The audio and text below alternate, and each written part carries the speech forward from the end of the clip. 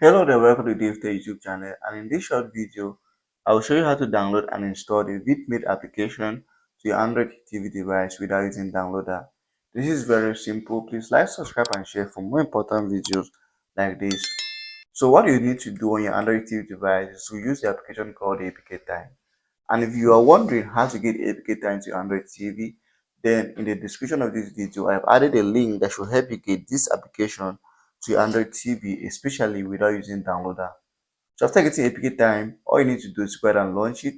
After launching, you can see the categories. Come down to the category that says Tools. So here's it over here. Launch it or open it, and then come down to the option that says Vidmate inside these tools. It should be somewhere down here. Here's it.